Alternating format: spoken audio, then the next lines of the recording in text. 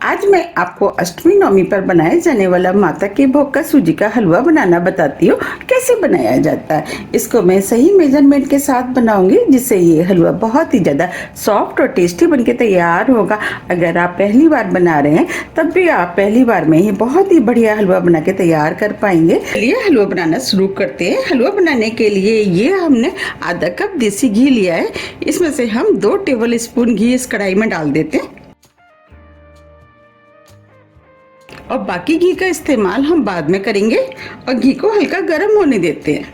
हलवे में डालने के लिए ये हमने थोड़े से ड्राई फ्रूट लिए। ड्राई फ्रूट में काजू बादाम पिस्ते लिए हैं। ड्राई फ्रूट आप अपने टेस्ट के अनुसार थोड़ी सी कम या ज़्यादा भी कर सकते हैं या जो भी आपको पसंद है वो डाल सकते हैं।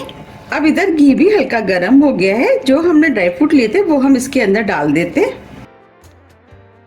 अब ड्राई फ्रूट को लगातार चलाते हुए स्लो मीडियम फ्लेम पे हल्के क्रिस्पी होने तक भून लेते हैं। अब ड्राई फ्रूट भी हल्के क्रिस्पी हो गए हैं। अब इसी में हम थोड़ी सी किशमिश डाल देते हैं क्योंकि किशमिश बहुत जल्दी भुन जाती हैं और किशमिश को भी हल्का सा भून लेते हैं। अब ये सभी ड्राई फ्रूट भुन गए हैं, इन्हें हम प्लेट में निकाल लेते हैं।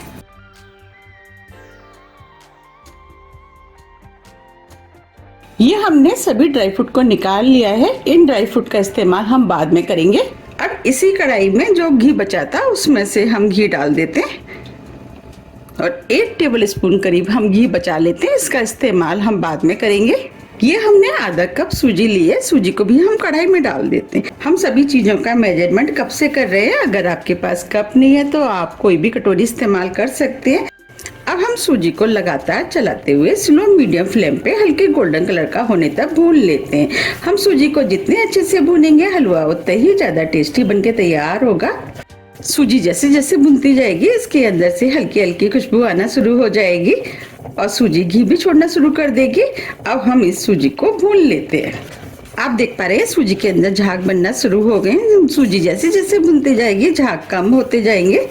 अब ये सूजी भुन गई है।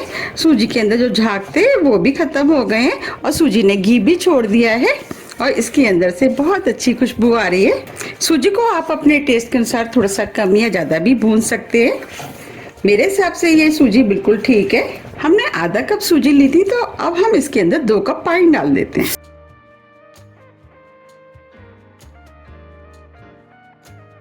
पानी को सूजी में मिक्स कर देते हैं और मीडियम हाई फ्लेम पे हम सूजी को गाढ़ा होने तक पका लेते हैं। अब ये सूजी फूलना शुरू हो गई है और इस सूजी को हमें इसी तरीके से लगातार चलाते हुए पकाना है जिससे कि सूजी नीचे तली में ना लगे। ये हलवा बनाना जितना आसान है खाने में उतना ही ज़्यादा टेस्टी लगता है। मैंने आपको जिस मेजरमेंट के साथ बनाना बताया अगर आप उसके साथ बनाएंगे तो आपका हलवा बहुत ही ज़्यादा टेस्टी बनके तैयार होगा। आप देख पा रहे हैं हलवा काफ़ी गाढ़ा हो गया है। अब इसे हम 1 मिनट करीब और पका लेते हैं। 1 मिनट करीब हो गया है। आप देख पा रहे हैं सूजी एकदम फूल गई है। अब हम इसके अंदर आधा कप चीनी डाल देते हैं। चीनी को मिक्स कर देते हैं। जैसे जैसे चीनी मेल्ट होती जाएगी हलवा पतला होता जाएगा। आप देख पा रहे हैं चीनी मेल्ट होना शुरू हो गई है और हलवा भी पतला होना शुरू हो गया है। जो हमने ड्राई फ्रूट भुने थे वो हम इस हलवे में डाल देते हैं। ये हमने 4 से 5 छोटी इलायची ली, इसे पीस लिया, इसे भी डाल देते हैं। इससे हलवे में खुशबू अच्छी आएगी। अब सभी चीजों को मिक्स कर देते हैं।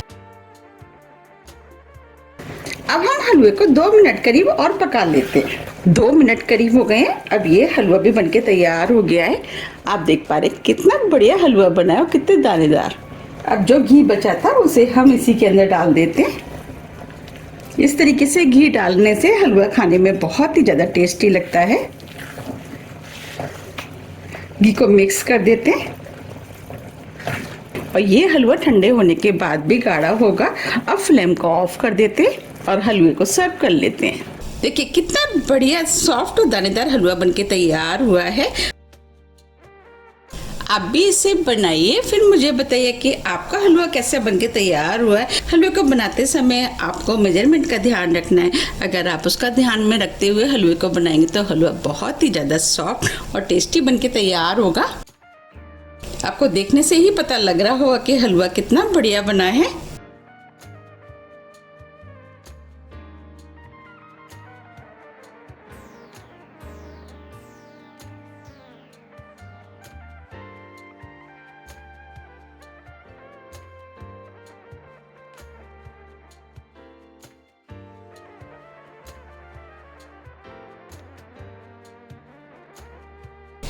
इसके ऊपर हम थोड़े से ड्राई फ्रूट डाल देते हैं, जिससे ये देखने में और भी ज़्यादा सुंदर लगेगा।